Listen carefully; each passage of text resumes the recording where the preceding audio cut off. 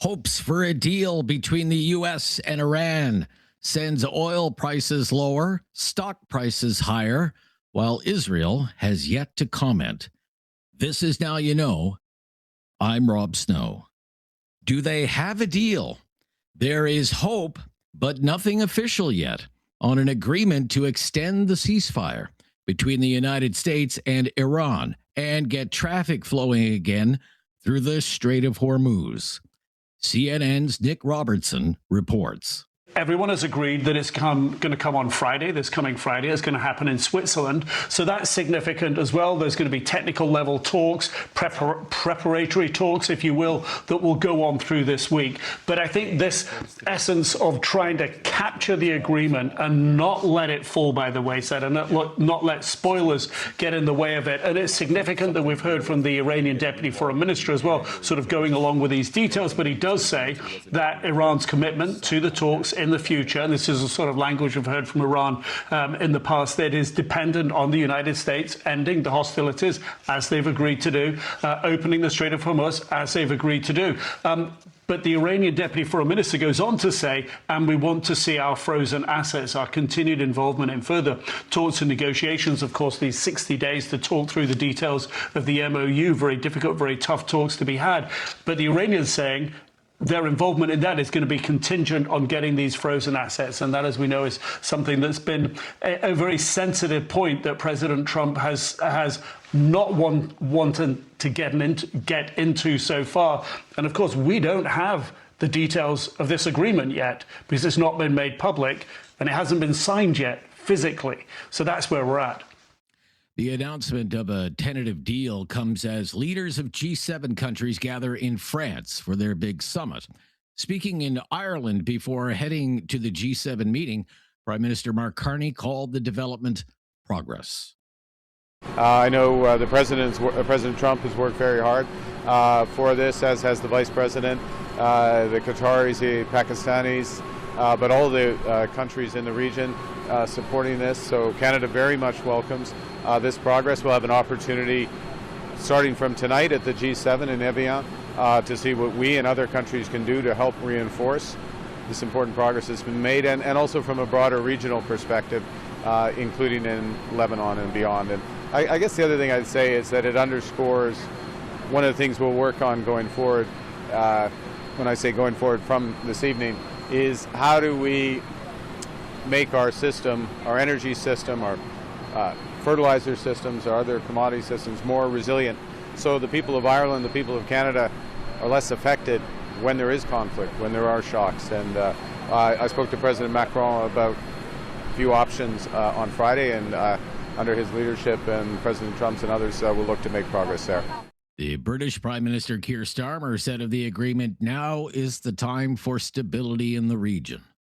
This is a hugely significant moment. We have long called for de-escalation, and it is vital that all parties seize this opportunity to secure stability in the region and restore freedom of navigation in the Strait of Hormuz, which in turn will ease the economic pressures felt by people here in the United Kingdom and around the world. We will now work closely with our partners to support this agreement and to ensure it turns into a durable, lasting peace. U.S. President Donald Trump has yet to speak to the news media about this deal, preferring to communicate through his social media channel.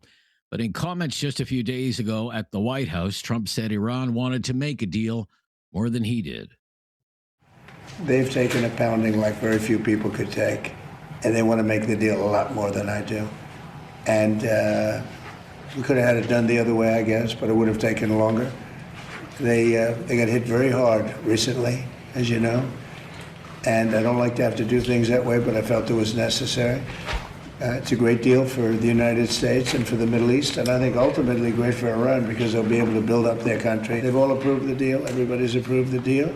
Now we'll get it finished up, and hopefully that'll be done. Top members of the Trump administration were making the rounds of the Sunday political talk shows in the United States. Speaking on Face the Nation on CBS, the U.S. Secretary of Defense Pete Hegseth called the deal a wall to a bomb, insisting Iran will never have a nuclear weapon. It's performance-based. No money released to Iran until they perform.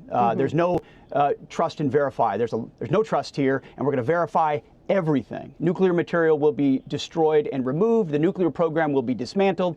The straits will be open, no tolling. This is not the JCPOA was a path to a bomb. What this deal will be a wall to a bomb. And that was the objective from the beginning, very clear from the beginning. So as far as our military posture, we'll maintain what we need to. The blockade has been a devastating success for us and impact on the Iranians. So think of this chain of events militarily, just for a second. You had 45 days of overwhelming combat, which Iran could not manage, and their Navy's gone, Air Force gone, air defenses. Then it led to a blockade, which was impenetrable now for a couple of months. And then you had the underground Project Freedom, which allowed now 125 million barrels of oil to transit the straits, showing that we control the strait. This is the midterm election year in the United States. The midterms are in October. The Iran war is deeply unpopular with the American public. Democrats hope to capitalize on that this fall. Hakeem Jeffries is the House Minority Leader, a Democrat from New York. He told Meet the Press that if there's a deal, well, he'll believe it when he sees it. Donald Trump has now said 38 or 39 different times during the course of this war that it was about to come to an end and an agreement was about to be reached, and that has never happened. In fact, Donald Trump told us that Iran's nuclear program had been completely and totally decimated. He said that last year. It was not true. Donald Trump told us that the Iranian regime was on the brink of collapse in the aftermath of the Ayatollah being killed. That, of course, has not happened. And so at this point in time, all we can conclude is that this reckless and costly war of choice has been a disaster as it relates to strengthening the national security of the American people.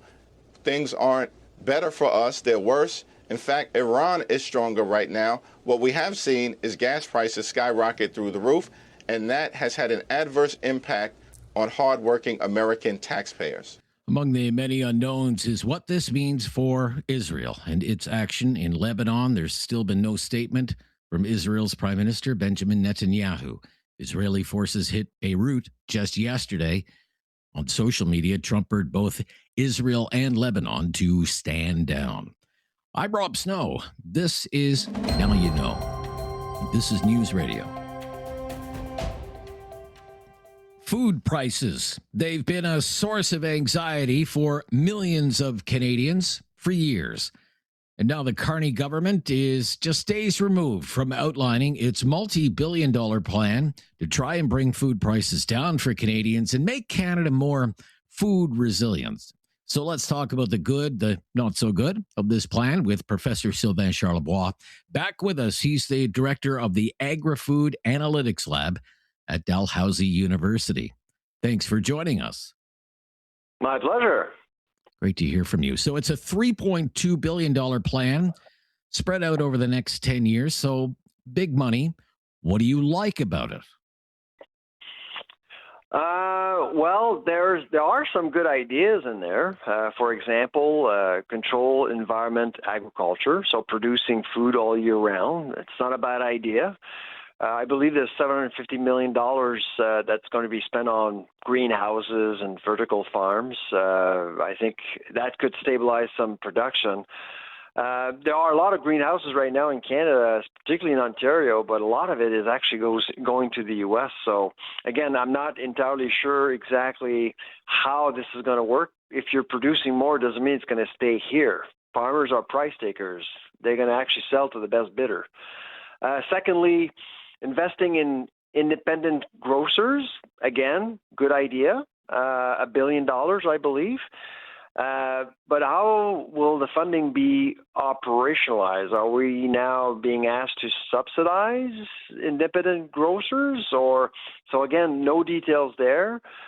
Food hubs, we need more food hubs for sure, especially in the Atlantic where I am, in the prairies. The Ontario Food Terminal is a great example. That's a good case study there. So that model could be replicated elsewhere. Other than that, Rob, I must say, when you look at the entire document, I do fail to see a strategy. It's more, feels more like a list of investments, if you will. Okay. In your most recent writings about it, you would like to see a plan that focuses on productivity in the agri-food sector. Where could things be improved there? How could that happen? What could be done there? Well, yeah, productivity and competitiveness, and this is the big C word that is often forgotten in the agri-food sector. So, yes, we want to produce more food, but we also need to be competitive. If you want to offer affordable foods, we can't produce everything. We have to be strategic, which is why, like in the document that was presented on Thursday last week, there was just no measurable objectives. Zero. When you look at other countries like France and Germany and even in the U.S. down south, the Americans have a farm bill. In the farm bill, there are clear, measurable objectives.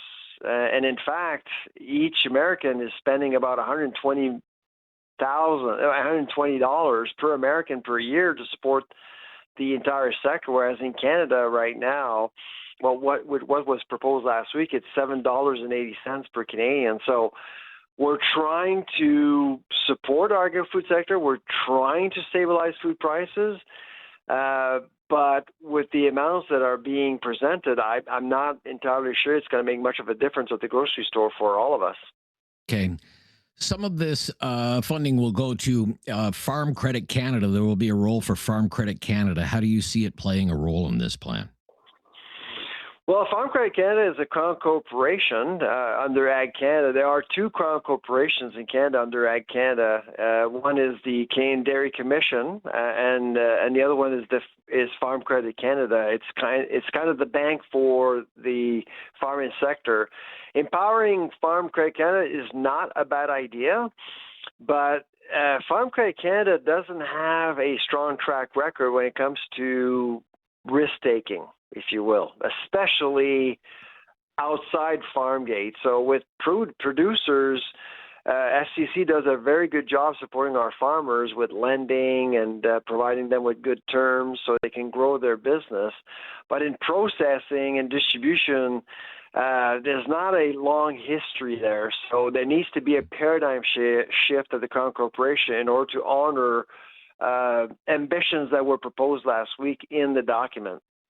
Okay, well, that's like trying to turn a steamship around to ask for something like that to happen at a Crown Corporation. All right, if you'll hang on just a few more minutes, a few more questions for you. Professor Sylvain Charlebois is with me. He's the director of the Agri-Food Analytics Lab at Dalhousie University. This is News Radio.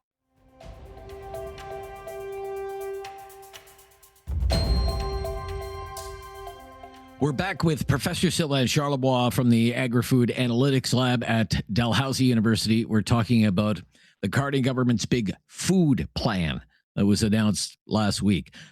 Look, Professor, supply management has always been blamed for higher food costs for Canadians in dairy and in eggs, in poultry. I mean, isn't that I don't want to say the low-hanging fruit, but I don't know, is it the low-hanging chicken? I mean, supply management? Well, again, this is another missed opportunity. If we are to call this a strategy, we need to include all sectors, wouldn't we? And the SM5 would include poultry, dairy, and eggs. And these are all supply managed sectors. They represent more than 20% of our entire agri-food sector. And anybody out there looking for cottage cheese or yogurt these days will see that demand is really strong. Demand is strong around the world. There's a tremendous opportunity to start selling wonderful dairy proteins to the rest of the world. By 2030, the world will be short 5 times our national production in dairy and butterfat. But right now, what we're seeing in Ottawa is the reluctance of having any debate in reforming supply management at all. Without compromising the quota system, there are ways to actually make these sectors more competitive, but we aren't even having any conversations about that, which is unfortunate. Okay. Our top ag exports are wheat, canola seed, canola oil, barley, peas, soybeans, and corn. Could we process more of this material here? Is there a market for it here? Absolutely. In fact, before President Trump was elected, there were plans to build more processing plants for canola out west, but they were all canceled because of the uncertainty around geopolitics. So you can see that as soon as we can give ourselves an excuse not to invest in processing, we walk back. We don't invest. We don't dare. We're not bold enough. And so certainly if there's one thing I agree with the Prime Minister is to be bold. We need to think about risks very differently. And processing, to me, Rob, is the key. And so if there is one thing that I think the plan that was presented last week did right was to really emphasize on the issue of processing. Because as soon as you do more processing domestically, you're in control of your own food destiny, and you stabilize prices and innovate more for the marketplace. Okay, in a minute or less, what impact is a 71-cent dollar having on our ability to afford food? Well, it's becoming an issue. About 4 years ago or 3 years ago, the dollar was at 82 cents versus the greenback, and now it's down to 71. And if it goes even lower, that is going to put some pressure on imports for sure. And again, I don't think we should aspire in producing everything we need as a country. We do expect partners to continue to buy some of our stuff, and we'll continue to buy some of their stuff. But at the end of the day, you need a stronger dollar in order to import machinery, fertilizer, all the things that we need to support our industry overall. Okay. Great to hear from you as always, Professor Charlebois. Thanks for the time. Take care, Rob. Bye-bye. Yeah. Professor Sylvain Charlebois is the director of the Agri-Food Analytics Lab at Dalhousie University in Halifax. I'm Rob Snow. This is Now You Know. This is News Radio. It's time for our Monday Newsday panel. Federal politics in focus today with Matthew Dubé, Vice President at Proof Strategies, former NDP MP. How are you? Can you hear me, Matthew? Hello, Matthew Dubé. Are you there? Yeah, I hear you just fine now. Yes. Okay. Great. It's like an old Rogers commercial or something. Can you hear me now? Don't get me started. Gary Keller, Vice President of StrategyCorp. And Garry ran for the Conservatives in the last election. Hi, Garry. Hey, Rob. How are you? I'm very good. Thank you. Great. It's good to hear Garry. Right on cue. Okay. So Prime Minister Mark Carney is in Evian, France for the G7 Leaders Summit. Garry, what do you expect to come of this summit for Canada? Well, it's a little different than last year's summit where Prime Minister Carney was the host. And I know talking to a lot of people leading into last year's summit, these things get planned months and months and months in advance. And I felt very sorry for those people organizing that event because they had no idea what the potential outcome was going to be in terms of who was going to be the Prime Minister candidate at the time. And there's a whole bunch of stresses that come with hosting a G7 in terms of agenda and all that. So you're really, it was a bit of a coming out for him as leader, not necessarily on the world stage because people knew him, but because you're the host, there's a lot of pressure on that. This year, it's very different, obviously. When you're the attendee, not the host, a lot less pressure on you. And so I'm not actually expecting very much for Canada from this summit. I don't think we're going to see any major agreements come out of it. I think we'll probably see some bilateral meetings between Mr. Carney and some of not just the G7 leaders, but some of the other attendees who are invited to this event as plus ones, if you will, but are important issues at the time. I'm not expecting any sort of breakthrough between Canada and the U.S. on CUSMA, other than perhaps people will be watching the body language between President Trump and Prime Minister Carney. Are there any interactions, much as they did when Prime Minister Trudeau was at a summit and President Xi Jinping of China walked past him and kind of ignored him. And there was all sorts of, tea leaf reading about what this meant. But other than that, not expecting a lot. What are you expecting from this summit, Matthew? I think I'd echo what Garry said. I don't think a ton's going to come out of it. I think there'll be a few interesting things that won't necessarily be earth-shattering, but might just give, food for thought for future policy directions. Like one thing that comes to mind is all this talk about banning social media for children under 16. I note that with Canada tabling legislation last week, the UK stated its intentions, I think today, or if I'm not mistaken, yes. Yeah, that's right. So there you go. And I think obviously President Macron was outspoken last week supporting what Canada was doing and saying that they want to take a leadership role. So I think little interesting things like that aren't going to reshape global politics or anything, but where you might get some consensus from the Western world, if I can use that phrase, in terms of where some of these things are going to land. And it'll be interesting to see how some of those things play with Donald Trump as well, just given that a lot of those companies are, and if not all are American, that are impacted by something like that.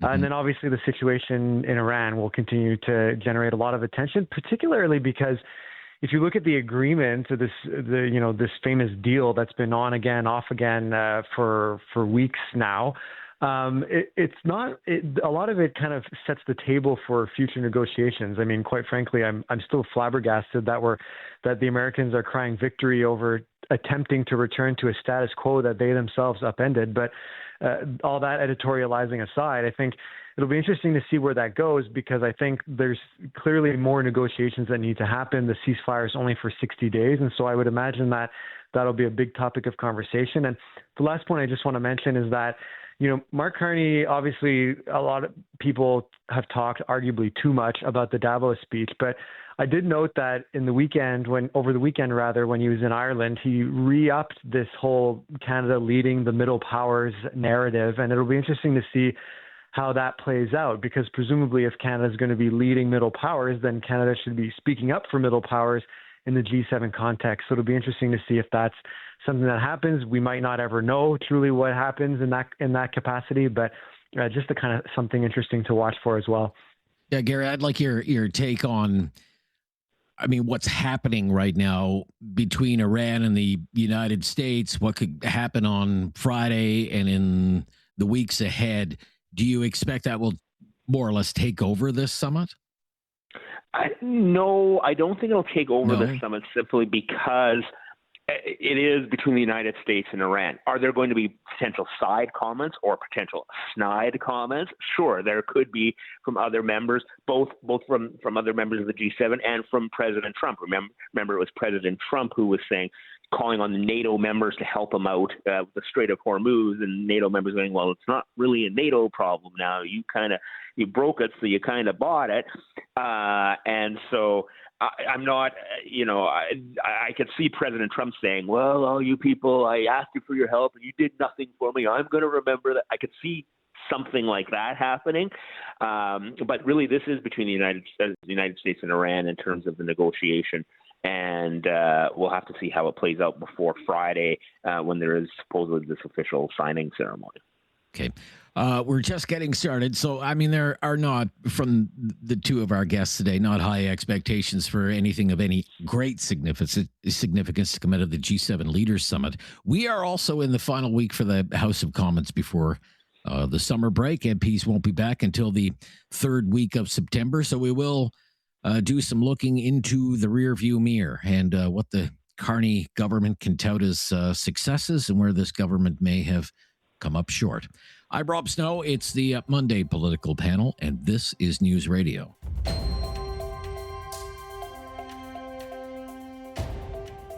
Here with the VPs, Vice President of Proof Strategies, Matthew Dubé, Vice President of StrategyCorp, Garry Keller, talking politics on a Monday in the final week for the House of Commons before MPs break from the chamber for the summer. Matthew, what do you think the Carney Liberals will tout as their great successes this session? Well, that's a good question. I'm hard pressed to not look at this session with some cynical partisan blinders here, just because it doesn't really feel like a whole ton has gotten done. I think they've undone, some Justin Trudeau era policies. We've heard a lot about that. A lot of legislation has been tabled. I just mentioned a moment ago this ban for social media for children 16 and under. So there's a bunch of different things that have sort of begun to percolate, but it doesn't really feel like they've made a whole ton of progress in a way that's overly tangible, appreciating that the federal government's not always the level of government that's going to be felt in people's everyday lives. But nevertheless, it still feels like very much work in progress. I would imagine you'll hear them talk about, this grocery benefit rebate that people, will begin receiving and things like that. But that's not really a ton to hang your hat on. Obviously, the one thing where I'll maybe give some benefit of the doubt, which will maybe only last for a couple more weeks or months, is just in terms of the timing of when they secured their majority. I mean, people might not appreciate that it's pretty hard to, reset your legislative agenda sort of midstream. And they only really secured that majority this spring. And so I think where we'll really see how they drive the agenda in that context will be in the fall. And obviously now the budgets are being tabled in the fall under this government. So that'll be an interesting point as well, because again, the last one was tabled before they had the majority. So I think I would assume that, and I would hope rather, that the government will have more to say on some of these things in the fall, but nothing surprisingly unremarkable session, like a lot of laying the groundwork. But how long do you lay groundwork before people expect to start seeing results? And I think that's a bit of a challenge for this government right now. All right. What would you say, Garry?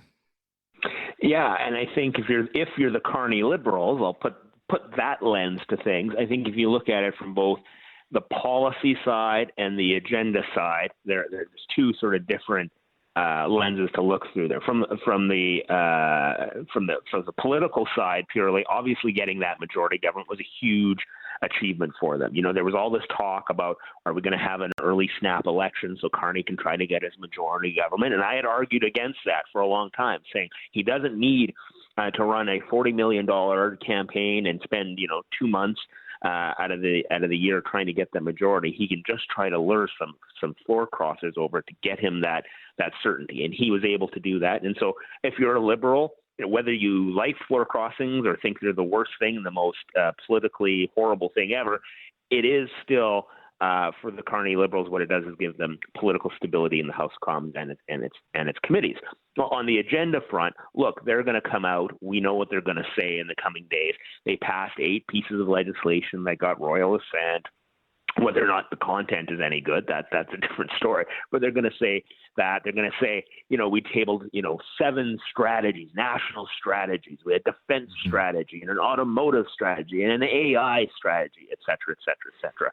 I'm not a big fan of national strategies because often they intervene in areas that the federal government has no business in, conflicting with the province.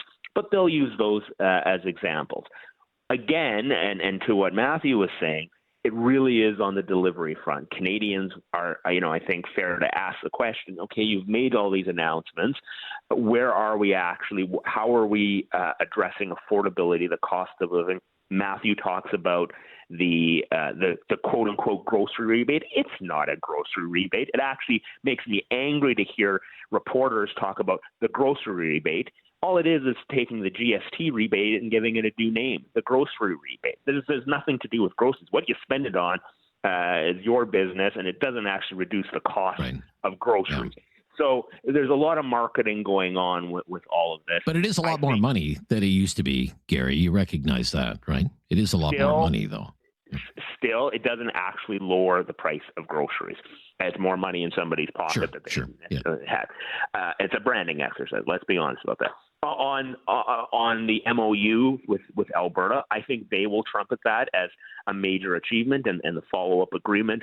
I think, we saw Premier Smith also be very complimentary about that. And I think from an Alberta perspective, the Carney government will say, it's not perfect, but we are in a different era of relations. We're able to get things done that we couldn't previously. I mean, largely done by the previous people sitting around the table with Mark Carney today. But, I think that's probably where they're going to tout their successes. It's the delivery, and many people have pointed out, where actually are we on delivering the goods for Canadians? And I think that's where Pierre Poilievre has a chance over the summer to really try to advance his political narrative. Okay, so when we come back, we will look ahead to the barbecue circuit days and what will be some of the political news stories to watch as spring turns to summer. And when you think about the Carney team, who has stock that is on the rise and who has stock that is falling? I'm Rob Snow. We'll be right back with Garry and Matthew talking politics here on News Radio. Back with Matthew Dubé, Vice President of Proof Strategies, former NDP MP, Garry Keller, Vice President of StrategyCorp, former Conservative Party candidate. Garry, what do you think will be the big political news stories to watch during the summer? Well, I think obviously the state of CUSMA negotiations, we have this July 1st date to determine whether or not there's going to be a review or not, and whether to extend the pact for 16 years or move into a period of annual reviews. It's going to bring uncertainty. President Trump said last week, talking about he'd really like singular deals. Normally, in old times, a statement like that would send alarm bells ringing deep across the country. But because President Trump changes his mind so often, it's a question whether or not you can take any of that to the bank or if it's just what he felt at that moment in time. But nevertheless, for a number of Canadians working in industries especially affected by cross-border trade, those who are within CUSMA, those who are outside of CUSMA, it's a big story to follow the state of Canada's negotiations, especially because the government hasn't been very clear or transparent on the state of play. It's been quite mum on that, and they're going to have to at some point tell Canadians what the actual strategy is. On a much more domestic front, the state of play, both in Alberta and Quebec, where we're going to have a referendum in Alberta this fall with a number of questions, but including the question on whether or not to have a referendum on a referendum. And then Quebec in October, we're going to have a provincial election. And so basically heading into the summer, Quebec is heading into an election campaign anyway. We'll see if the new Premier, Christine Fréchette, can try to regain the public's trust, or we're going to be facing a PQ government in October. But it'll be an interesting summer months because even though the election isn't until, I think it's October, Matthew can chime in more about that, it's going to be a summer campaign, essentially, even if it's not officially on. Oh, yeah, for sure. That campaign's underway already, I think. Matthew, big stories to watch this summer in Canadian politics. Yeah, well, definitely would just echo what Garry said about the trade circumstance. I won't dwell on that too long, but I definitely would agree with what he just shared on that front. For sure, something to watch, especially, it's obviously not going to all call crumbling down on July 1st, but it'll definitely be, presumably it'll ramp up after that date. So it'll be interesting to see how that all plays out. And maybe I'll take a bit of liberty here and maybe not say the biggest story, but an interesting story to watch at the very least. Will just be where the parties sort of situate themselves. We were just talking about, how the Liberals are, what they might point to as their success from the spring and the session and everything. But, I think right now they're very buoyed by the polling numbers, right? They're at pretty unprecedented highs right now, certainly in the advent of, having 4 or 5 major parties being at nearly 50% is something else. And, we're seeing the Conservatives struggle a little bit and Pierre Poilievre's numbers stagnate. But then, at the same time, and don't get me wrong, I'm not popping the champagne or anything, but, the NDP has slowly crept back up into double digits fairly consistently across polls. And so I think the dynamics for all the parties there are pretty interesting and seeing how they manage that. Obviously, people aren't paying a ton of attention in the summer, but there's definitely a lot of work that still happens, on the ground. And so how does that all play out into the public's perception of things? And then what kind of strategic choices are made going into the fall? Like I said, maybe not a big story, but certainly one that I think is worth watching. And it'll be interesting to see how that all plays out. Yeah. I will just add one more. Local government in lots of parts of Canada, including all across Ontario and including in the biggest city of them all, the center of the universe, Toronto, Ontario, Canada. It's municipal election year. So that's always a big deal because that is, of course, the most impactful level of government on people's everyday lives is the local municipal election. So that'll be happening as well. Those campaigns will be in full swing as they are in the Ottawa area right now, in the nation's capital. And it's great to hear from both of you to start our political week together. Thank you, Matthew and Garry. We'll speak soon. All the best. Thank you, Rob. Thank you, Matthew. Thanks, Rob. Cheers, Garry. Matthew Dubé, Vice President, Proof Strategies, former NDP MP. Garry Keller, Vice President, StrategyCorp, former Conservative Party candidate. Talkback is coming up. We're going to talk about the war, this deal between the Trump administration and Iran, with your help after the news. Welcome to Talkback. It's 2 hours of debate and discussion on the big issues of the day. And today, the deal to end the war. It's the biggest story in the world, everyone. So let's talk about it. This deal between the United States and Iran. There are so many questions I want to ask you about this. Let's start with these kind of conversation starters. What was this all about in Iran? That's one. What was this all about?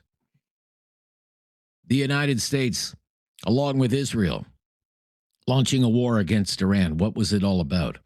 And all these days later, 107 days, was it worth it? When you think about everything that has happened, was it worth it? And what has been achieved here? Was it worth it? 1-833-668-2577. 1-833-668-2577. This war started 107 days ago on February 28th. And the Trump administration said at the time that its reasons for attacking Iran were that Iran posed an imminent threat to the United States. President Trump said over and over and over again that Iran was this close to having a nuclear weapon. It was an imminent threat to the United States. The Trump administration also justified this war by saying it needed to destroy Iran's capability of building a nuclear weapon, and that it sought to destroy its ballistic missile program because both were a threat to the Middle East region, the Gulf region, and to the whole world. The United States wanted to destroy Iran's navy and end Iran's control over the Strait of Hormuz. It wanted to end Iran's ability to support its proxies, Hamas and Hezbollah.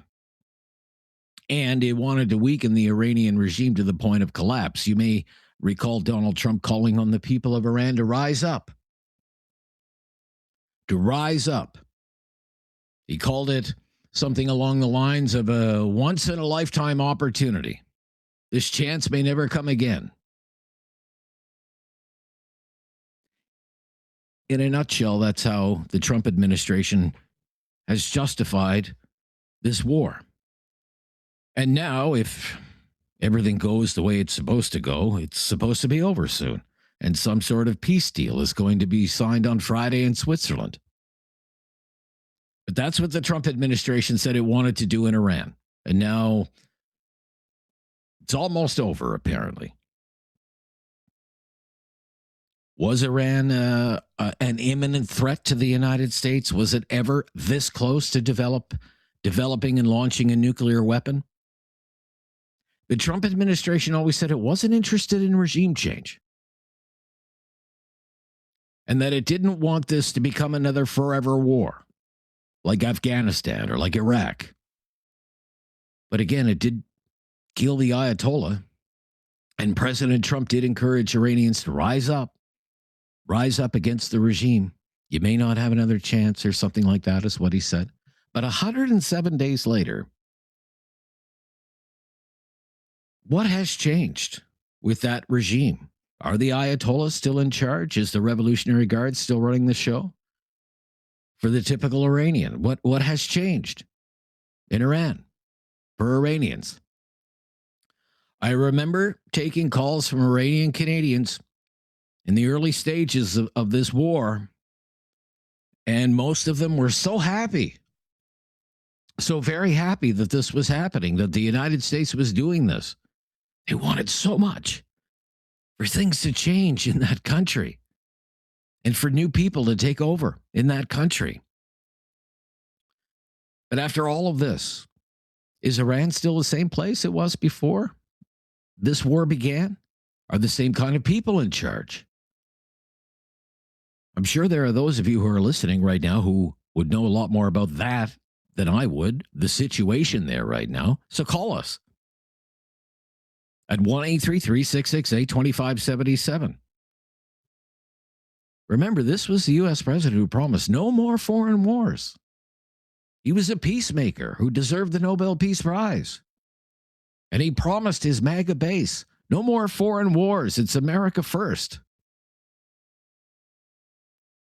So after 107 days, with a peace deal due to be signed on Friday, what was this all about, and was it worth it? I mean, Trump has lots of critics, and they brought up lots of reasons why Trump started this war with Iran. For example, they say he did it to distract. This is just giant distraction from problems on the home front in the United States, that this was some kind of wag the dog move or a rally around the flag distraction. Economic woes, for example, a soft economy brought in by his tariff policies. Or it was a distraction from the Epstein files. We heard that lots of times. There are lots of people in Canada who think that. One of them was the Premier of Manitoba, Wab Kinew, called this the Epstein War. And Wab Kinew is probably the most popular politician in Canada outside of Mark Carney. He's certainly the most popular premier. And at the NDP leadership convention, Wab Kinew said, let the Epstein class fight the Epstein war.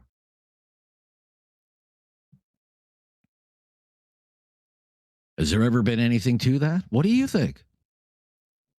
What was this war all about, and was it worth it? What was this war all about, and was it worth it? 1-833-668-2577. That's our call-in line. If you've never called before, just mention that. We'll make your call a priority. And let's talk about this war. Now that it could soon be over. Maybe once and for all. I'm Rob Snow. This is Now You Know. Welcome to Talkback. So Talkback on News Radio.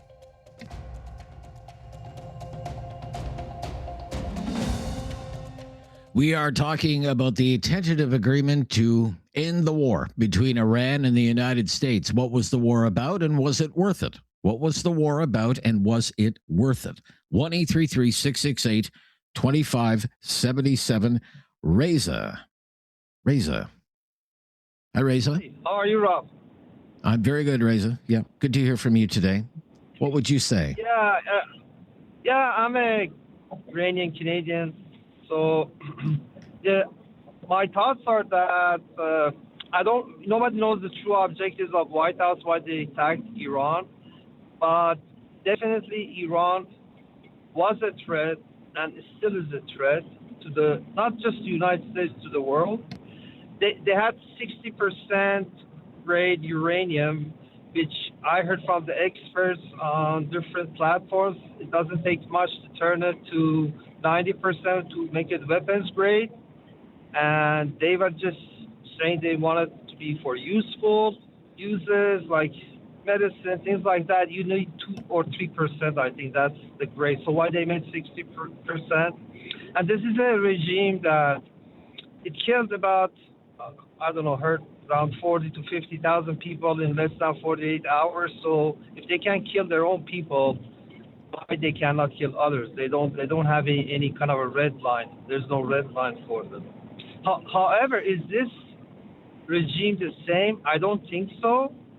You don't think so? As far as I understand,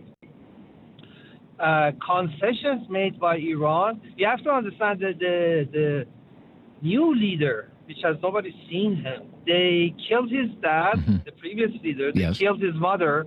They killed his wife. They killed his kids. I think he has lost a bunch of limbs. I don't know how badly he's injured. And he still agreed. And don't forget, these are religious ideologists. They don't make concessions at all. They rather die. Now, they have made these concessions. So this is not the regime I know, in my opinion. Okay. I've never seen them go this far to agree. Okay. But is the threat gone? Israel is the one. I don't think Iran is a real threat to the United States, but definitely the elephant in the room is Israel. I don't know.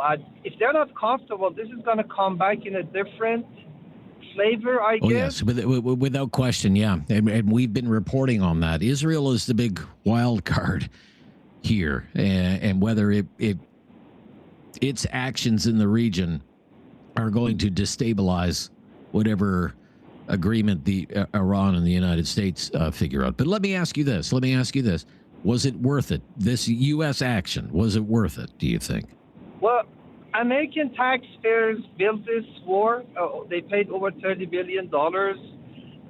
In my opinion, it was worth it because they stopped Iran becoming having the nuclear deterrence in their playbook, which is great because they have no limit. Nobody knows where they're going. Look at with one Strait of Hormuz what they did. Imagine if they had the nuclear bomb. So it's easy to critique what happened, but nobody talks about the potential that if Iran achieved that objective, which was having a nuclear bomb, how they would have played that. You know, the government that kills its own people like that, nobody in recent history that does that happen. And I think to be on the safe side, it's kind of like a precautionary principle, what Israel and United States did. But I think it was worth it. You think it was worth it? Okay, I'm going to wrap up our conversation. I have to wrap up our conversation there, Reza. Thank you. Yeah, I wanted to take Reza's call.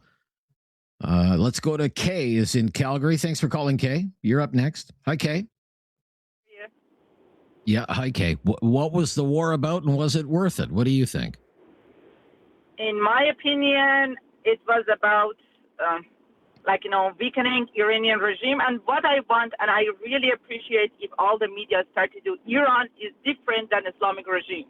I hear in the media over and over and over again, Iran is run by radical Islamic regime that 90% of Iranian inside Iran and almost 100% of Iranian outside Iran do not agree with.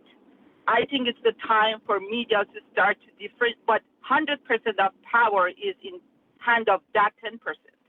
So Iran is different than Islamic regime. Please try to emphasize that because your show is for information, is for opening people's eyes. When you call both of them the same, it's honestly a bit hurtful for us Iranians because we're not the regime. They're different than us. I think the war was to weaken the regime, which Iranian people don't approve of, and they took Iranian people hostage. And as Reza said, the previous caller, they killed more than 50,000 people just in 2 nights, 8 hours, 10 hours, not even 24 or 48 hours. Of their own people just because they're against them. They're killing innocent people daily now in the middle of the war. You're talking about the regime, the Iranian regime did that. Yes, the Iranian regime killed their own people. They opened fire on them in the streets. They put them in black bags for parents to just go through that and find your loved ones, and then they had to pay to get the body. In Iran, burial thing is an important thing. It's a cultural thing. You have to bury your loved ones. They have to pay to get their loved ones' bodies. After going through thousands of black bags, opening them, trying to figure out if it is their daughter or son in it or not. Terrible. Then they have to pay a high fine to just get the body to be able to bury them. Okay? So that's the regime that we're talking about. And why Trump did it, I'm not pro-Trump in general, but why he did it, I think he wanted to weaken the regime or get some benefit out of it. I know that you're going to be in a certain time. The question is if it's worth it or not. To my opinion, up to now, no, because it made the dangerous regime more angry so far, and they're killing more innocent people. And you're making a deal with terrorist regime that people of Iran do not approve of, and then leaving, then they're going to get angry and they're going to kill way more, All right. Okay. Thank you. We will have to run there. Thank you. Just getting started on Talkback. What was this war about? Was it worth it? Have your say Phone lines available, 1-833-668-2577. This is News Radio. Tell you about the pending agreement, tentative agreement to end the war between Iran and the United States. What was it about? Was it worth it? That's our topic today on Talkback as we go to Kathy in Calgary, a first-time caller. Thanks for calling, Kathy. Oh, hi, Rob. I have a completely different take on why Trump started this war. I think it was a distraction to what he is doing to Cuba because he's going to take Cuba over. And he doesn't want that to be headline news. Well, that will be headline news once if that he got happens. into it, he thought he could bully his way to an end, which of course he could not. And it got out of control. And this is where we sit now. So you think maybe he was looking at Iran as maybe a sitting duck or an easy target, a quick win, so to speak? Absolutely. And that's what he said in the beginning, right? Well, he said, it'd be over in 4 to 5 weeks. Exactly. And that was 15 or 16 weeks ago now. Yeah, and it would been nothing but threats. If you don't sign now, we'll do this. And, then he pushes back the deadline. And he's just keeping things, what he's doing to Cuba, quiet and out of the news. Okay. Yeah, I don't know if there's some tie-in to Cuba. I mean, people would maybe see it this way. This is the way Trump operates, whether it's I need Greenland, look at what they did in Venezuela, certainly what's happening with Cuba, and maybe Iran is like another piece of an imperial United States under oil, Trump or something. He wants to control that oil and the gateway to it.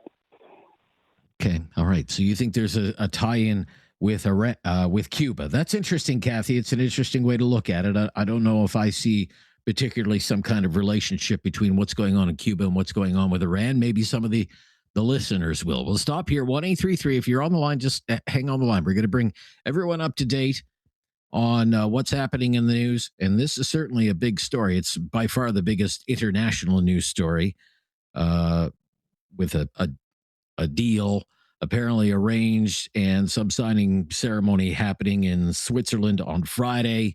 And whether Trump will be there, there are questions about this. He's in France for the G7 right now. But again, we're asking, what was the war about? Think about what they were saying it was about. What do you think it was about?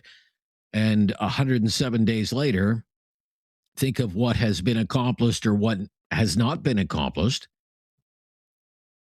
Was it worth it? 1-833-668-2577 to have your say on Talkback here on News Radio. The agreement to end the war between Iran and the United States is to be signed on Friday, by all accounts. What was this war about, and was it worth it? That's what we're asking today on Talkback. 1-833-668-2577 is our call-in line. Tammy is a first-time caller in Nova Scotia. Thanks for calling, Tammy.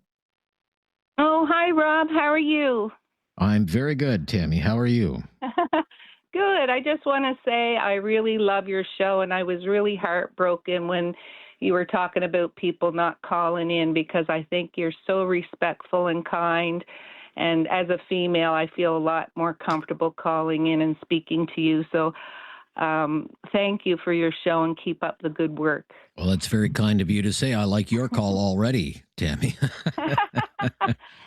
So on this deal and this war, let's get into it here. What do you think the war was about? Well, I'll tell you, Rob, I think there was 3 reasons, really.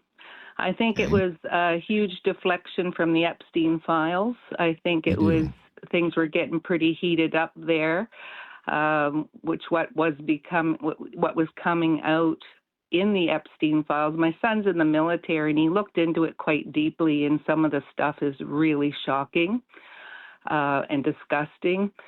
And I think this was also, too, planned between Trump and Bibi Netanyahu. There was agendas there.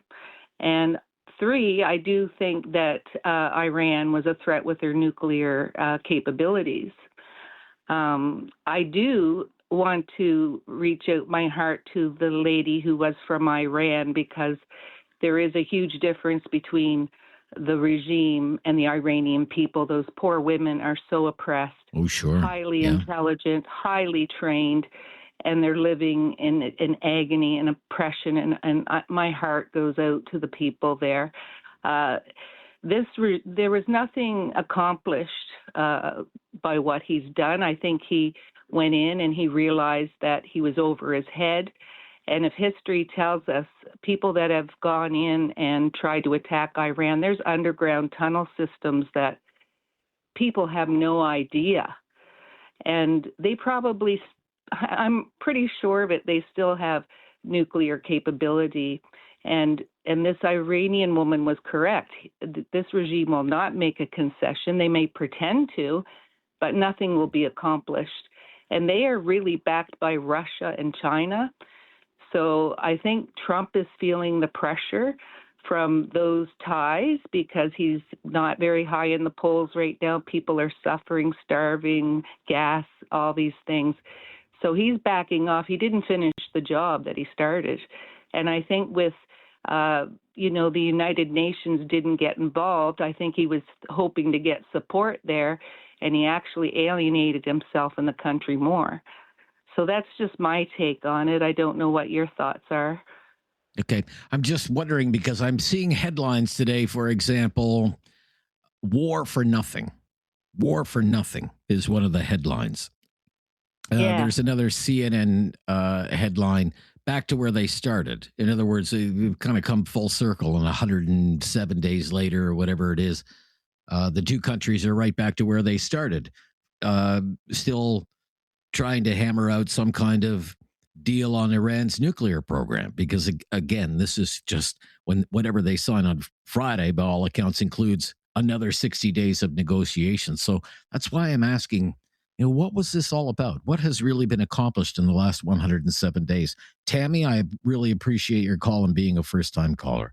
Thank you so much. Well, Gordon is calling from, thank you, Tammy. Yeah, Gordon's calling from east of Calgary. Hello, Gordon.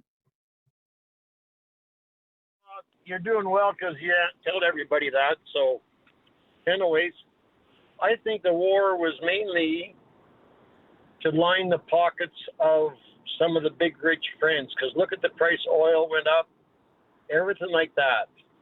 And war makes millionaires of certain people. That's what I think. And maybe there's nuclear stuff in there, but it's more about making a bunch of money for a bunch of his big friends. Okay, so oil companies, oil executives, oil CEOs, people like that. And I suppose maybe people who will, if that would ever happen, help reconstruct Iran or something like that. And is that what you're saying? The guys that make the war machines. Oh, the military industrial complex? Yes. Yeah, that's a pretty cynical way to look at it. Okay, that's the way you look at it. What do you think about the claims? Iran was an imminent threat. Iran was this close to having a nuclear weapon. The world will be safer now that their military capabilities have been destroyed and their nuclear weapons program obliterated, for example. Do you not buy into any of that? I won't say it's obliterated. He's probably put a big dent in it. But I don't think he's completely wiped it out. And there's a few other things Mr. Trump gets to me, like this Magna. The reason the Americans have gone down so far is they're looking for cheap ways to build everything. So they went all offshore, and their industrial base in the States has just disappeared because they went to the cheap places. Like yes. Take a look so how does that tie into what has happened over the last 3 months in Iran? I'm unclear on that. Well, it doesn't. It's just another thought on Trump, but I don't know. I think this war was a distraction to all the other stuff. Right, like a distraction. To help as you say, line the pockets of his wealthy buddies. Okay, fair enough. That's your opinion. Yep, thank you. We'll stop here. And come right back. We have 1-833-668-2577. I think there are one or two lines available, and we'd like to hear from you today. What was the war about, and was it worth it? On Talkback on News Radio. One of the headlines the Telegraph out of the UK: 13,000 strikes for what? That's kind of our theme for Talkback today. What was this war about between the United States and Iran, and Israel for that matter, and was it worth it, with some kind of peace deal to be signed on Friday? Up next is Rob in Calgary. Hello, Rob. Hey, Rob. How are you doing? Yeah, very good, Rob. What do you think, Rob? I don't. It's only worth it if they actually get a regime change. Leaving the terrorists in charge doesn't really do anything whatsoever. Okay, so when you consider what has happened on that front, I mean, how do you see it? Because I don't see much of a change, really. It's my own opinion. Really no change. Really not any change. And then the UN is pretty weak. They kind of bow down to the terrorists anyway, so they weren't going to help. Okay. Why do you think this war began in the first place? Really not sure. Maybe good intentions at the start, but they kind of just tacoed. Tacoed as in Trump always chickens out. Yeah. Is that how you view this, as a chickening out? It's kind of pointless if there's not going to be a regime change. I mean, the people are still going to suffer. They're probably going to suffer even more after the war. Okay. You've heard a few callers here bring up, ulterior motives. It's to line the pockets of the military-industrial complex, or it was a distraction from problems at home for Trump, like the Epstein files. What do you think about ideas like that?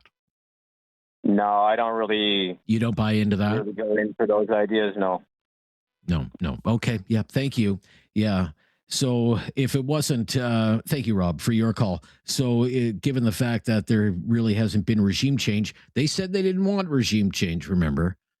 They said they weren't interested in that could lead to a forever war. But if things have not dramatically improved for the Iranian people, because the same Iranian regime is still in place, what was the point? Joe is in Halifax. Let's go to Joe. He's been waiting a while. Hi, Joe. Hi, Rob. How are you? Very good, Joe. What's your opinion, Joe? I don't really have an opinion. I have an opinion on. I think it makes for great fodder for a talk show, but there's probably a grain of truth in most of the rationale people have voiced. But nobody, Rob, nobody really knows. Nobody really knows. They think they know, and some think they know better than others, but we don't. We haven't a clue. And I'll tell you what, if you can tell me who was behind the assassination of JFK 60 years later, we still don't know. What makes you think there's going to be any kind of consensus on the rationale of why an unstable, narcissistic ass started a war halfway around the world? All right. Well, okay, the war has been happening for 107 days. Based on everything that has unfolded, was it worth it? War's never worth it. It's never worth it. Well, I mean, the Second World War had a noble, had noble participants that wanted to fight, get rid of Hitler. But there's never a winner in war. I'm ex-military myself. And there's no winners. But, the idea is that we all have opinions about it. I try not to, because I'm a firm believer we don't know what we don't know. And there could be some kind of a rationale behind it. For example, maybe they were close to having a nuclear bomb. But remember George W. Bush and the weapons of mass destruction? Whatever the hell happened to that? So I mean, we don't seem to learn by any of our faux pas. But Trump is like I said, he's a spoiled, entitled, rich kid, spineless rich kid, a guy who avoided any military service during Vietnam because he had bone spurs, and yet he doesn't mind going over starting a war anywhere for that matter. So how can you trust anything that this man does? And I'm bewildered why he's still the president. That's my question. Why is this man still in office? So anyway, thanks for your time, Rob. Okay. Yeah, thank you for your time. Joe seemed to have opinions for a guy who said he didn't have any opinions. 1-833-668-2577. Let's stop here, Leo. 1-833-668-2577. We'll be right back with more of your calls. What was this war about? And was it worth it? Have your say on Talkback on News Radio.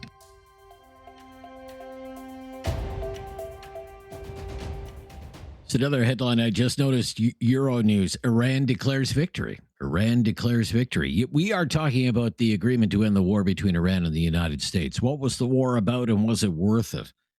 Shelley is a first-time caller in Calgary. Hello, Shelley. Hi, Shelley. Hello, Shelley. Are you with me? Shelley going once. Shelley going twice. I don't think Shelley's there. Let's go to Halifax then. Let's try David in Halifax. Hi, David. Hello, David. Hello, David. Hello. Yeah. Hi, David. Rob. Yeah. Good to hear from you. Good to hear your voice. Yeah, I got you. What was the war about, and was it worth it? Yeah, a few comments. I think your last caller, Joe, was asking at the end of the conversation why Trump is still president right now. And without the Democrats holding the House or the Senate, I don't think there's much that can be done. There's no impeachment possibility, and there's no Article 25 possibility. So until these November midterms, he's going to stay right where he is, and he probably is going to put in his full 4 years. Now, as far as the question that you were asking today, I'll tell you a couple reasons why he didn't start the war. Number one, I don't believe that Trump had any intention whatsoever of helping the Iranian people. I think he could care less about the Iranian people. That's one way of him getting the American people on board and saying, we're going to do this for them. I don't think that played into his decision making whatsoever. The second one is the nuclear weapons. I don't think he's using that now as a backdrop because his original reason failed miserably. Joe Kent, who was I think he was the head or the second highest in the CIA counterintelligence or counterterrorism unit, retired because he knew that what the president was saying. Yes. I forgot about that. That's right. Just days into it. Yes. He said it was a lie. Yes.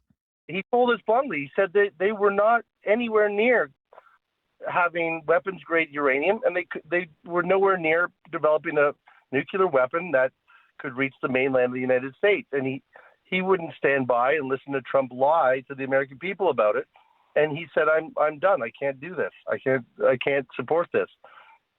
Now, if you want to ask me the real reason why Trump attacked Iran, all you have to do is look at a list of the top petroleum or oil reserves in the world. And I can tell you, I've already looked at the top 5 or 10 countries. Number 1, Venezuela. He already accomplished that. He took care of that in his first couple of months. Number 2, Saudi Arabia, which the United States already has a decent relationship with.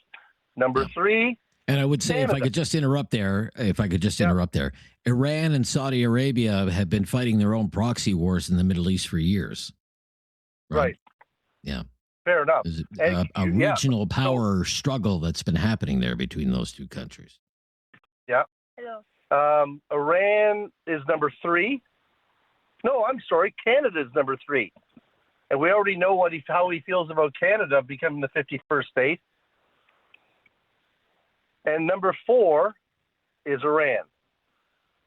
5 happens to be Iraq, and then the list goes from there. Kuwait and the UAE, which the Americans already have relationships with. In my opinion, this war was started over one thing, and that's oil. He believes, and I think Trump believes very strongly, that the country that controls the oil controls the world. All right. Very interesting, David. Thank you. Going to have to stop here, though. That was a very fast first hour. I appreciate all your calls, and I'm taking in all your opinions, and so will the listeners. And we'd like to get more of your calls in the second hour as we talk about the agreement upcoming between Iran and the United States, asking what was this war about and was it worth it? The latest breaking news is coming up next. This is News Radio. Welcome to hour number 2 of Talkback. We're talking about the biggest international news story, and that is the pending deal between Iran and the United States, Trump's deal to end the war.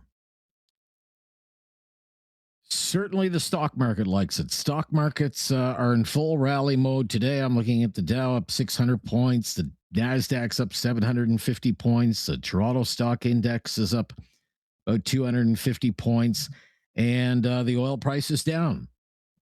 Oil is down about 5% for WTI, and we have $80 oil, which I will take over $100 oil any day. And there were lots of dire predictions out there that the oil price was going to hit $200 a barrel. That never came to pass. But yes, $80 oil. But what was this war about is what we are asking. And after 107 days of war, was it worth it? 1-833-668-2577. I believe there are 3 or 4 lines available. And let's get to your calls in hour number 2 of Talkback with John in Calgary. Hello, John. Hey, Rob. Great show, as always. Thanks for hosting. I think your last caller was onto something. I think firstly, I want to say it's absolutely frightening that as a globe, we don't really know the answer. That's frightening. But if we look back, I think it probably was regime change to just change the balance of power in the region. But I think it became clear to him that he just couldn't bully his way in like he did in Venezuela and Cuba, and realized pretty quick that he wasn't going to achieve that goal. And then they switched to the whole nuclear discussion, which I also think is somewhat bogus. But I think it started with regime change. That's kind of the opening position. But it just goes to show how strong the Iranian regime is. And I've got a sense they're going to spin this as a win, because in the end, to your point, they already really are. Nothing's been achieved.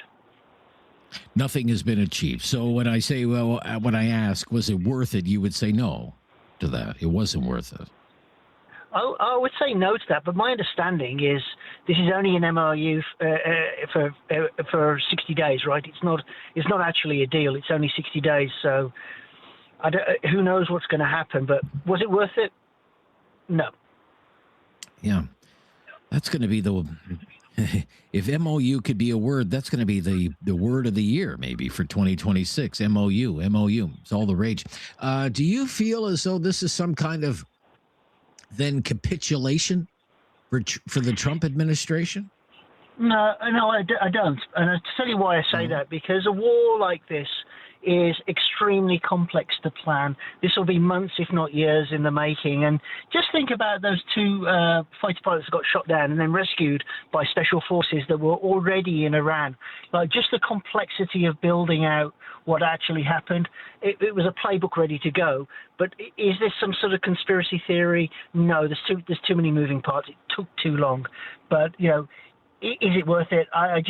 I don't see it. 13 U.S. soldiers died. Doesn't seem worth it to me. Okay, thank you for your call. To Dawn is also in Calgary. Up next on Talkback, and all the lines available there, folks, for you. Hi, Dawn. Good to hear from you, how Dawn. are you? Very good, Dawn. Yeah. Thank you for calling. I guess it's my pleasure. I listen to your show all the time. I think it's fantastic. Rob, I guess I just don't understand where everybody's coming from. People talk that acronym TACO. How about that acronym TDS? How is this war not anything but a complete success?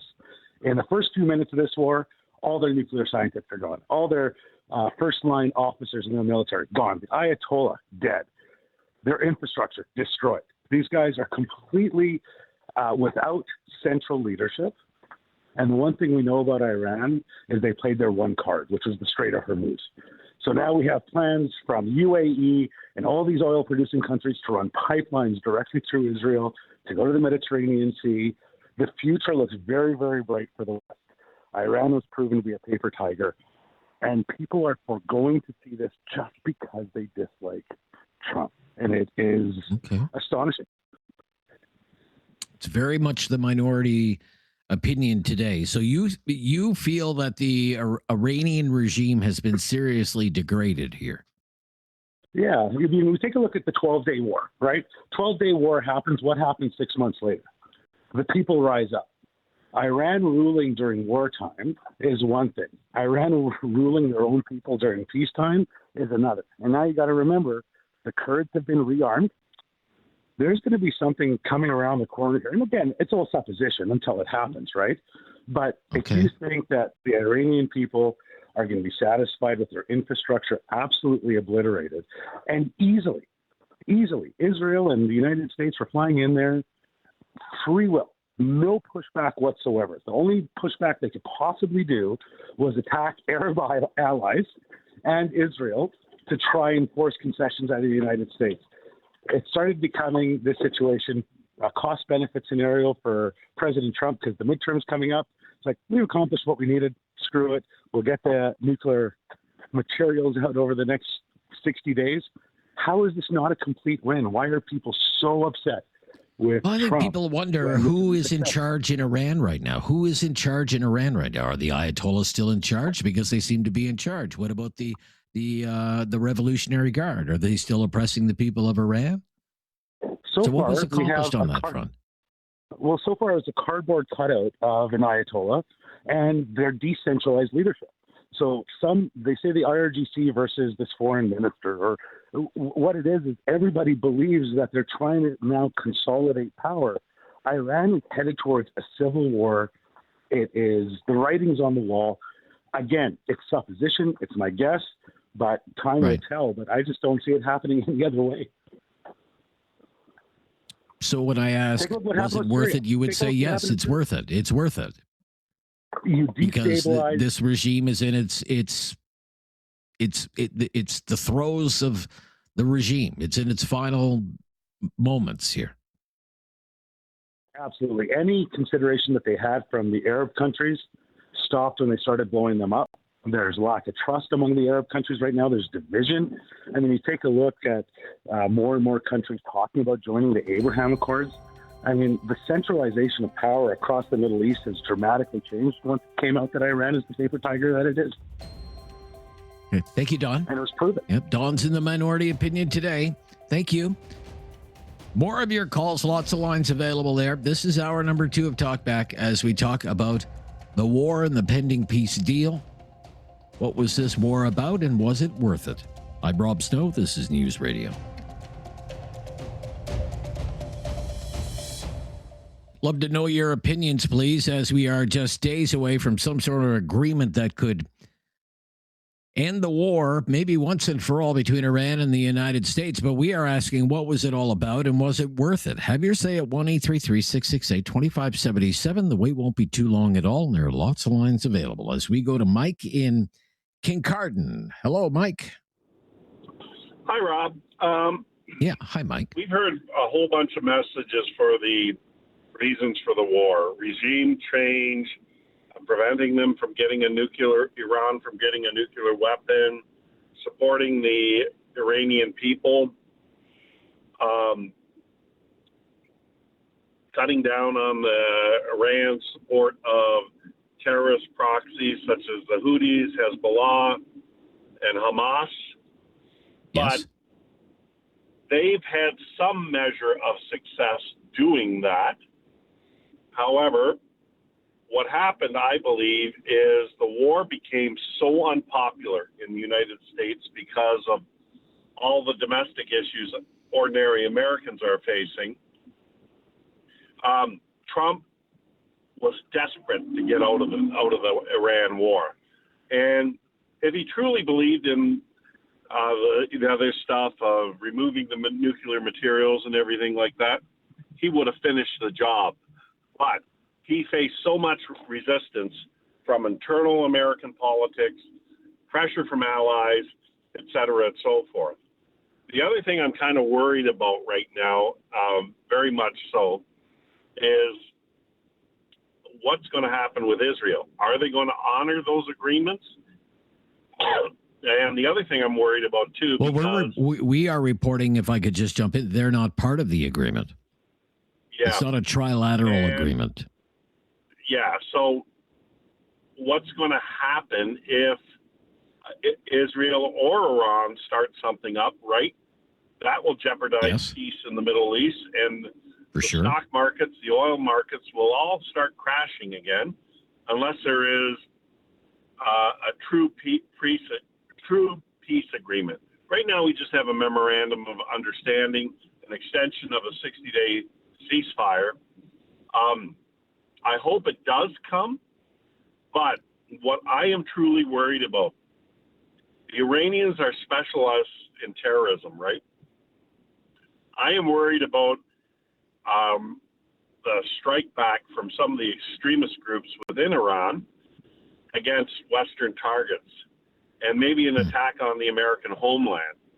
So, did he accomplish the goals? Partially. But did he finish the job? No, he didn't, Rob. That's my thought. But to some extent, you feel like this is a taco.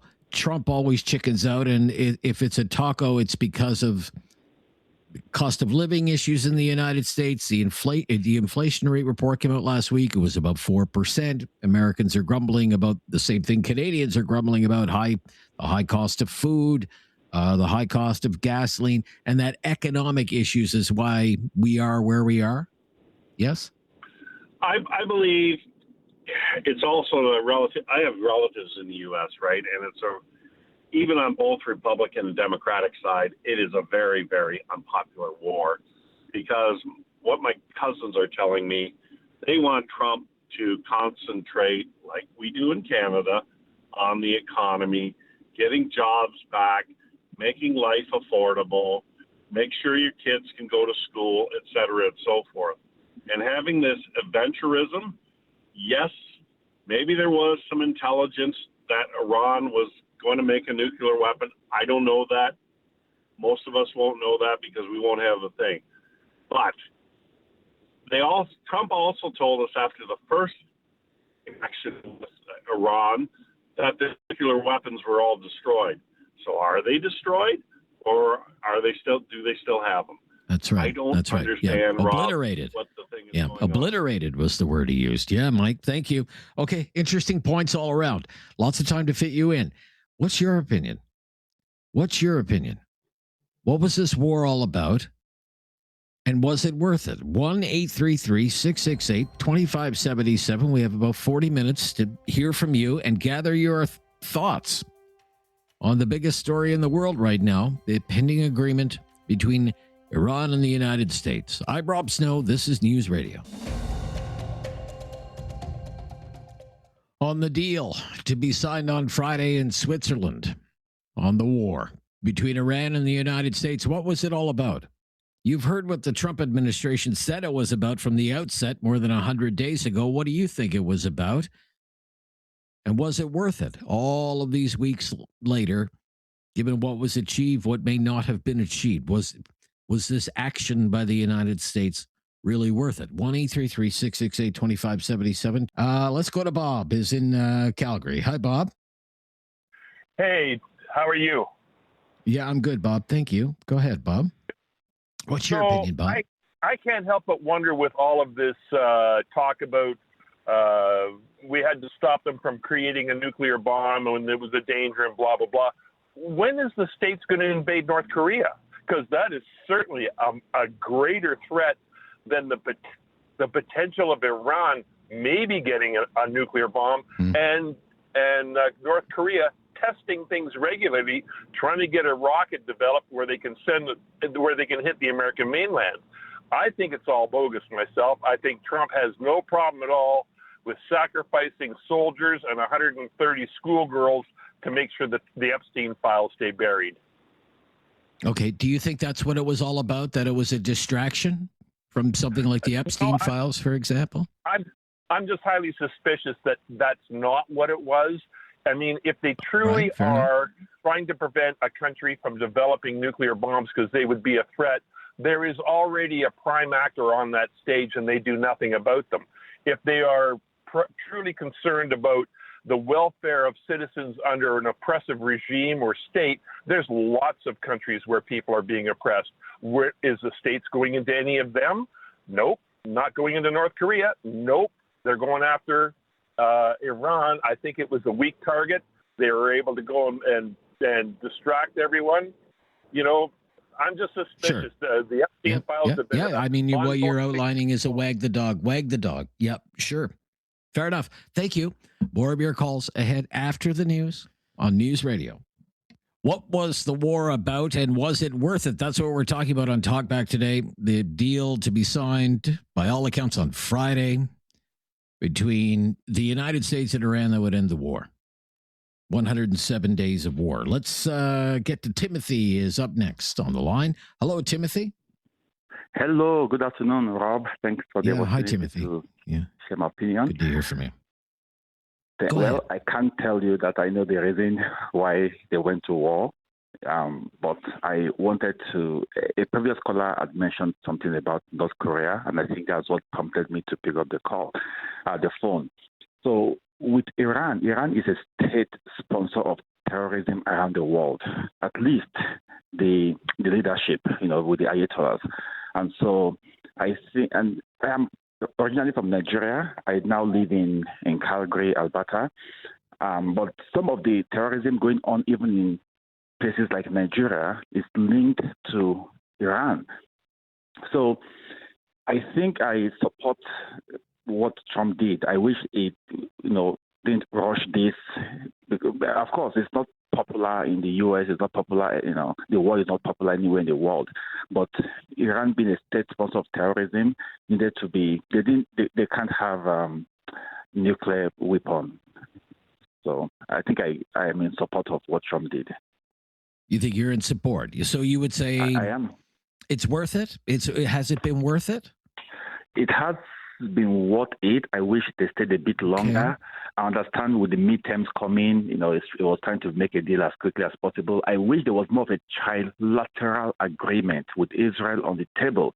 That way, we could have a sustained period of peace over a more longer period of time. But he had to do what he had to do because the people in America, they are suffering. I guess even here we're feeling it. Yes. Oh yes, so, we're feeling it for sure. We're feeling it. Yeah.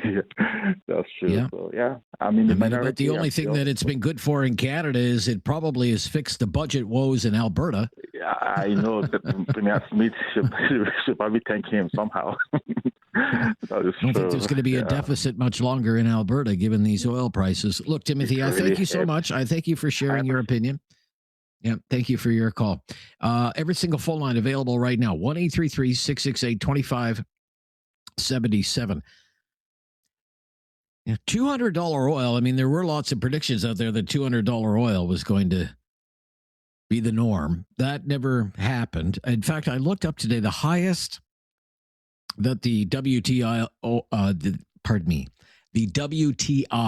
oil price has been since this war started was $112.95 US. So, $113, say. And as I say, we have $80 oil today. I can give you the latest quote here right now on my screen. $80.64 US, down 5% on the day, down about $4.25 or so. And it is good to see gas prices coming down, albeit slowly, as is usually the case. Oil prices take the elevator up. They take the stairs down. Gasoline prices were closer, you may recall, to $1.30 a liter when all of this started more than 100 days ago. And with summer road trips coming up, hopefully they'll get back down to those levels, because for a while I was thinking, gosh, $2 a liter looks like it's going to be in the cards for most of the summer road trips. And a lot of Canadians, I mean, they're stretched as thin as it is. And we heard it from the Bank of Canada. Tiff Macklem, the governor of the Bank of Canada, admitted there's nothing the Bank of Canada can do about a war. And we saw the latest inflation report and what those high gas prices did to the rate of inflation in this country. There's going to be another inflation report out next week. The last inflation report out just last week in the United States said inflation was running about 4%. And central banks usually raise interest rates when inflation starts to track higher. And I think just about everyone would agree that that's the last thing the economy needs right now is higher interest rates. So, to Timothy's point, I mean, this hasn't been, a guns and butter war. There's been an economic price to pay in the United States and in Canada and in countries all over the world. Let's go to Khalid in Calgary. Khalid. Hi, Khalid. Hi, Rob. Yeah, hi, Khalid. Yeah. What's your good opinion, afternoon. Khalid? Yeah, it's good to hear from you. Can't stand missing your show. I think the whole war is about Israel's security. Israel's security.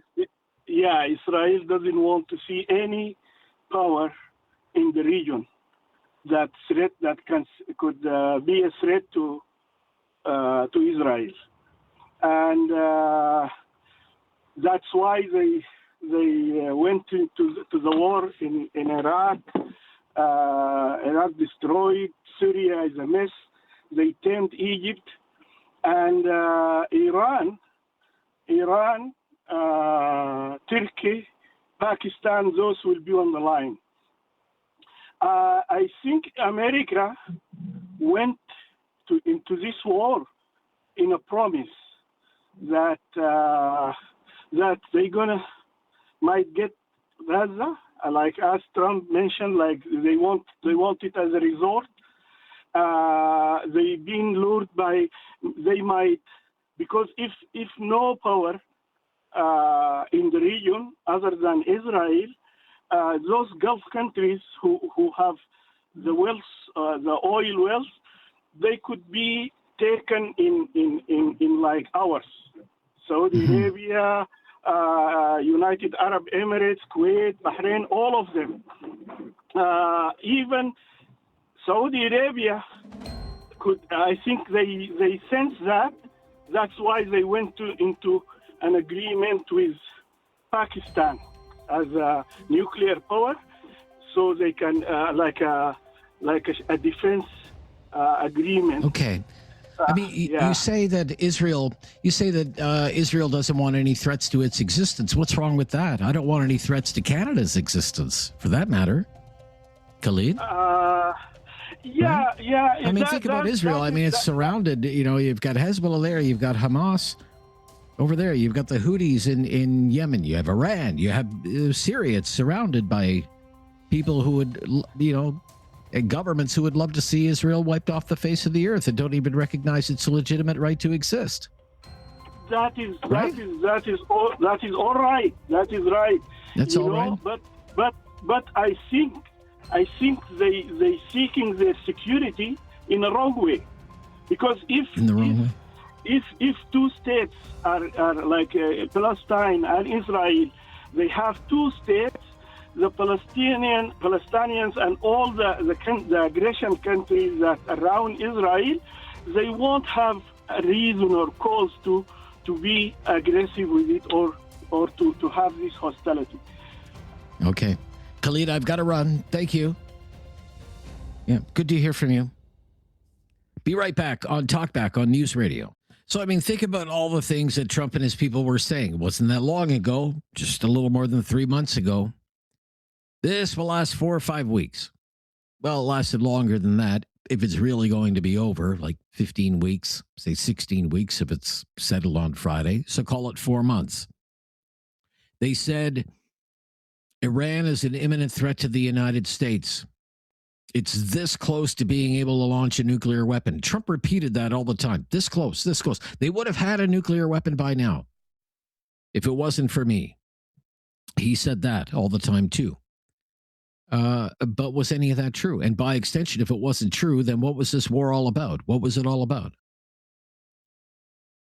Why did Trump break a promise to his MAGA base and start a war with Iran? He said he would never do that. There would be no more forever wars. The United States was out of the business of forever wars. 1-833-668-2577. 1-833-668-2577. You have heard why the United States said it started this war. Okay? What do you think about the justification for the war now that it seems to be winding down? And when you think of what has been accomplished, what perhaps has not been accomplished, do you think this was a worthwhile endeavor for the United States? We have heard lots of people say, no, the job is unfinished. Or no, the claims from the United States about why it was starting this war were illegitimate. Or Trump is chickening out because he has problems on the home front with cost of living issues, high gas prices, inflation, the economy. Stay focused here. 1-833-668-2577. This is News Radio. Brian in Calgary is up next on Talkback. Hello, Brian. Go ahead, Brian. Hi, how you doing? I'm very good, Brian. Thank you. Your opinion on this pending peace deal, Brian? Yeah, okay. Well, for one thing, I believe, and, it's only my opinion, that the so-called president of the United States is desperate for a public opinion that says he reached a peace agreement. I believe Iran is doing what any nation defending against an attack would do, trying to find a way out that doesn't embarrass the opponent so that the opponent will continue the assaults. I'm waiting to see if there will be a mystery bombing of Iran in the next few days due to an imagined breach. Okay. Why are you waiting for something like that to happen? Can you explain that a little bit better, just so I understand your thinking a little better, please? Oh, well, certainly. Back in February, around the 20th of February, let's go back to the 20th. The United States and Iran were in talks, rejuvenating talks and discussions about a nuclear deterrent. And then you could tell they were leading up to something. I even mentioned to one of my classes that wait till Saturday, they'll attack Iran. And sure enough, they did. And all through this, through the so-called ceasefire, the United States looks as though it hasn't been negotiating in good faith whatsoever. I'm sorry, it's my opinion only, but I think the United States has a horrible track record in this of not negotiating in good faith while trying to convince its public it is. So you don't think anything is going to come of this on Friday? Whatever is going to happen in Switzerland, or something will happen between now and Friday? Well, what I'm saying is I wouldn't be surprised if something happened between now and Friday. And on Friday, if Iran does sign off, and if the United States does sign off, I'm pretty sure we'll see something that is basically the old JCPOA. Iran will not have lost anything, perhaps gain reparations for the damages done to it. And the powers that be in the U.S. will just whitewash the rest. They'll forget about the casualties they have caused. They'll forget about their casualties. As far as I can see, the best thing that happened to the United States over this whole thing was they got to actually road test their supercarrier and find out the toilets didn't work. Okay. All right. I'm going to wrap up our conversation there and take one more from Lethbridge today. Rob is in Lethbridge. Hello, Rob. Hi, Rob. It's a pleasure to have you on everything. One thing I have, Trump said I shouldn't say Trump, but his administration had said that it would cost another $1 trillion to fund the war, plus more than another $500 million or $500 billion to keep this war going. No one has really said too much about this war, the money that's going to be used to finance the war. Seems like everybody's forgotten. And where's all this money coming from? It just seems like it's ludicrous that there's this kind of money that they were thinking on using. Could you explain that to me? Well, you ask where is the money coming from? Of course, it's all just like in Canada, sir. It's being borrowed. It's being borrowed by the U.S. Treasury, right? Which already has, what, a $31 trillion debt? Something like that? Yeah. So where is this money going to be used? Like the war is so supposedly over. Now, is that money already allotted? There's a lot of people that are in the United States that are can't even find a place to eat decently.